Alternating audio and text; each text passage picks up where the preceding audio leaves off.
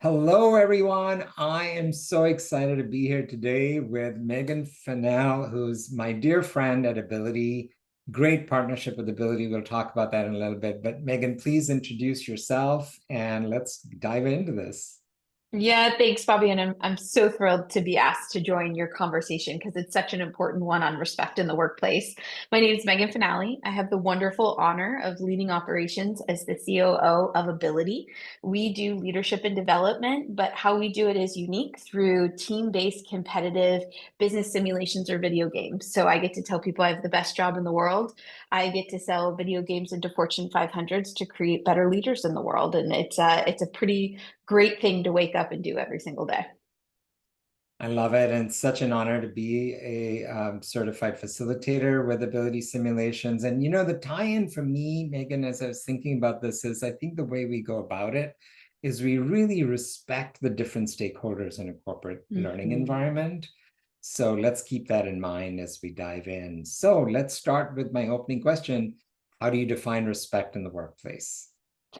Yeah, for me, it's assuming best intentions by seeing the individual as the possibility that they're out to be rather than who they're showing up in the moment, right? I think that when you respect someone deeply, it's not only who they're known to be, but who they're out to be as well, and how they're acting into that in that moment. And so to me, when I'm interacting with someone and I deeply respect them and I'm showing them respect, it's because I'm talking to the possibility of who they are and who they're out to be instead of who the individual they're showing up in that moment. Because we're humans and we're not going to be perfect every moment.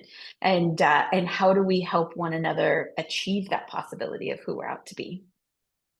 I love that, Megan. What's always surprising me with these conversations is I often open with people where we both agree that, hey, respect's pretty straightforward and there isn't much to it. There's a lot to it. And you've just opened up a Yeah. whole new aspect to it. So thank you for that. I really appreciate it. So, how do you know when respect is present in a workplace? To me, it's that healthy tension exists. And healthy tension is something I learned from a wonderful manager and mentor of mine in the business world. And it's about better decisions come from disagreement, but how that disagreement occurs determines how great the decision is that can be made. And I think respect in that healthy tension looks like people coming in and not trying to be right, but being curious. And I know so many people have talked about the importance of curiosity and respect, and I couldn't agree more. But how that looks in action is interacting with somebody not in the moment in the words that they bring you in that space, but getting really curious about, well, why do you feel that way? It's strong opinions held loosely so that you can really get curious with one another about why they're out to achieve that particular outcome or why they feel so strongly on that line that they're holding. And one thing we say a lot around here is, what's the question behind the question, or what's the concern behind the concern, or what's really there? What else, right? A box of crayons talks a lot about what else, and that's just one of the best coaching advice I've gotten in a long time. And so to me, it looks like healthy tension. And I can say a personal experience I had recently with one of the individuals on my team. So respect him deeply. Had him on the team for close to 3 to 4 years now, and he came to me and disagreed deeply with me on something. And he led with curiosity. He had empathy for like why I might have had that opinion, and then shared his personal experience. Not trying to speak for the group, not trying to speak for everybody in the company, trying to speak from his perspective and the impact on him. And I could just hear it so much deeply, and I could have my strong opinion held loosely and rethink how I was holding it in that moment. And because of his willingness to see me as the possibility of the leader I want to be and the leader he wants me to be and to follow, it allowed us to get to a really great spot. And I think that was, as I was reflecting on our conversation, I was thinking, when's the time I felt deeply respected, but also there was healthy tension in the space of disagreement, and how did we get to the best space? And I think that's a really good example that I wanted to bring to the table. Fantastic example. And it's amazing, Megan. We didn't do any prep for those watching. And what you just laid out are literally the first three letters in the framework. So recognize that we're Mm, different. And so this colleague really the fact that you took the time, right, to listen and Yeah. stay with that tension. E is the empathy around, let's go deeper, Hmm. let me try and understand, get curious. And then the S is spaciousness. It used to be Mm. stretch, but I actually think spaciousness is really the essence of that S, which again, you're displaying with this example. You didn't rush through it. You didn't shortchange Hmm. it. You didn't quickly Yeah. get to disagreement and turning away. I see it so often that in the fast pace of business globally and type A personalities, we don't make enough time for such Hmm. moments. And it's the easier path, but more damaging long term is to look the other way and just agree to disagree, a term that I hate because I think that's like closing the dialogue. Yeah. Instead, what you just displayed is how to open the dialogue and lean Hmm. into the discomfort in the Yeah. beginning so that there's greater clarity. Thank you for that. Yeah, I think when you say that, I think of the comfort axis, or I don't know what it's exactly called, but where the more comfortable you are today, the less comfortable you'll be over time. But the less comfortable today, the more comfortable you'll be over time. And for me, I am a conflict averse human. I do not love conflict. By default, I lean out of it instead of lean in. But what I've taught myself over time that's allowed me to step into leadership more is by leaning into that and just saying, I'm leaning into the possibility of what it's going to be on the other side of this conversation. So instead of making the conversation or the moment of discomfort the focal point, I focus on what comes on the other side of it, when we get more comfort, and what am I out to create, so that that moment of discomfort or that period of discomfort is only part of the journey rather than the destination. I love it. That's a whole new framework. I've always thought of the three circles of when it comes to comfort, right? There's comfort, and then Hmm. you stretch, and you don't want to get to panic zone, which are three Hmm. concentric circles. But I love the interplay of this in terms of stretching into that comfort and the impact over time. So that's a wonderful funnel sort of approach to it. Yeah, I like that. Yeah, absolutely. All right. So let's get to when it hasn't been there, when respect is not present in a company culture or in an interaction. What have you experienced and what does that feel like? And what's the impact?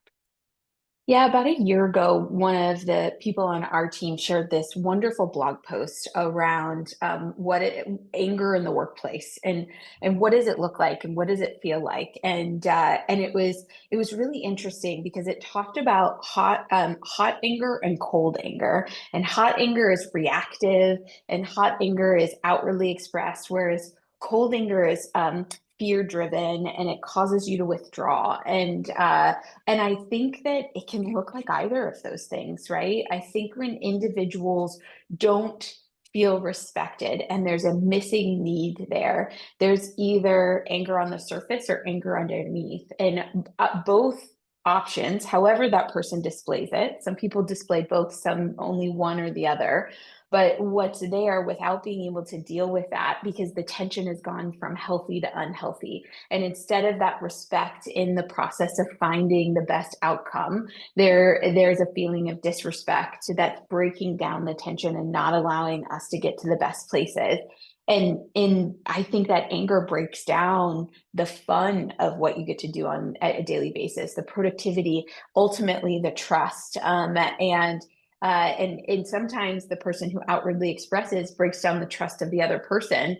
Whereas when it's inwardly expressed, they're eroding the trust of the people that they're experiencing with. And so to me, I think it can look like anger, and underneath all of that is sadness, just sadness for what you want to be and it not existing. And then the question becomes, what responsibility do I have as a leader in the workplace to shift that? And what can I do to shift that, both in owning my own emotions, but also in cultivating a space where respect has more of an opportunity to thrive? So, Megan, what I'm hearing in this is the awareness around the gap, right? There's usually a Mm-hmm. gap between when we have that emotion of anger. And I think, like you said, Mm-hmm. there's a fork around, do I internalize it? Do I externalize it? Usually the Mm-hmm. external becomes very reactive versus Mm-hmm. responsive to open a dialogue to explore the differences. Yeah. I find that for myself, that if I can catch myself and reduce the gap, so if I'm Yeah. brooding over it for a long time, then I can show up sideways and not be the person I want to be. Versus if I catch it faster and then get to corrective action, that's the healthier way to do it. And I find that there's quite a lot of variability with that in the workplace, person to person. Yes, absolutely. And to own that space, right, you need to create the environment you want others to thrive in. And if you can create that environment, others will often step up to the plate. And then that goes to the acting and talking in the spirit of the possibility of what you want to create and creating that as the reality. And the reality of the world is not everyone's going to meet you there. And then you have the choice on whether or not this is where you want to be, or if you want to be in another place where you find more respect for how you operate and what your strengths are and what you bring to the table. And I think that power of choice is something we should never forget as individuals and leaders, is that we have the power of choice, and we should really embrace that. And the other part I'm very curious about with the position you're in as COO of Ability, really a learning services organization, and you have so many stakeholders, global clients, large Fortune 100 companies and beyond. And there's always a power differential. So talk to us about how that plays out, because I've seen you navigate things so elegantly and powerfully. You're not going to a conversation that needs to happen. You do go there, but you do it with curiosity and you do it with that thinking a few steps ahead. So if you're tracking with me, say a bit about how you do that self-management of navigating that with so many different stakeholders and how that's impacting the culture at Ability. Bobby, those are such incredibly kind words. I'm going to carry those with me. So thank you. And as I think about it, I believe deeply that people remember how you make them feel, not what you say. And so on the Myers-Briggs, I am a feeler, and I lean into that because of the fact that I truly believe people are going to remember how you leave them feeling. But what I'm also thinking through is how do we achieve greatness together, and where do I have a firm stance versus where do I have something to learn? And so in those conversations, I'm leading with making the other person feel great, because makes you feel great, you want to have another conversation with them and another conversation. And what I know is I'm very human and I don't get it right a lot of the time. And so whenever I can give myself the opportunity for that second and third chance, I'm looking for it. But then also I'm thinking through the outcome I want to achieve with that person. And so when I think about working with clients, I'm thinking about how do we create a truly world-class differentiated experience. And sometimes our clients and us will have different perspectives on what that is. And it goes back to that having strong beliefs held loosely, and knowing where can I have a give and take, that allows all of us to find what is best. And when I think about the wonderful individuals like yourself, our facilitators, our employees, our contractors who work with our organizations, I'm consistently thinking about great people do great work when they feel great. And how do we leave them feeling great? And then also being very clear on what great looks like to us to give everyone the possibility to step up into that. And so as you create the vision, as you paint the picture for what it's going to look like for us all to achieve greatness, then you just create the space for great people to step up into it because they feel great and they want to do it. And so, that was a lot of words to say. I start with how do I make a person feel great? And then I think about what do we want to create together, the vision of that. And then how do we do that? What are the give and takes? And then what are the strong beliefs I hold loosely that will get us there with never lowering the bar on what greatness is and looks like. Thanks, Megan. You so model that, and I'm so grateful for our partnership because I get to experience that in this amazing community we have at Ability. Mhm. So to close, Megan, your top tips, my friend, 1 to 3 things that people can take to really cultivate greater respect in the workplace. Oh, I so appreciate you asking this. It's so important. One thing I would say is talk to the possibility of somebody rather than who they're showing up as in that moment. One key phrase I like to use, and I'll leave it to you all to see if it's helpful, is when you need to give feedback to someone, say, who I see you as is. And when you act this way, it doesn't align with that. Can you help me better understand that? And it just really allows me to connect that. And you can use that in lots of different ways, but it really helps show your deep respect for the other person, even when you need to give that critical or constructive alignment or adjustment to how that person's showing up. The second thing I'd say is stop trying to be right. Hold those deep beliefs loosely. Come into the conversation with an opinion, with a perspective, with what you believe greatness looks like. But don't try to be right, because when we try to be right and we're not willing to hear the other side, we're not going to make the best decisions, no matter how confident we are coming into the conversation. And then the last thing I would say is own your impact. We're humans, and we're humans that are running human companies on a daily basis, and we're going to make mistakes. It's just part of life, it's part of it. And the minute we accept that and give ourselves the grace on that, then a lot more can open up. And by owning your impact, it looks like when you make those mistakes, when you don't see someone as the possibility, when you try too hard to be right, that you're going back and you're cleaning it up. And sometimes it just looks like, hey, I came on more forcefully in that conversation than I intended. I just want you to know I heard you, and I really value your input here. And I'm glad that we chose to go this direction. But I just really want you to know I heard you, and leave people feeling like they matter and their voice matters and how they show up matters. So I'd say talk to the possibility of the person. Stop trying to be right and own your impact when you're human, which is every moment of every day.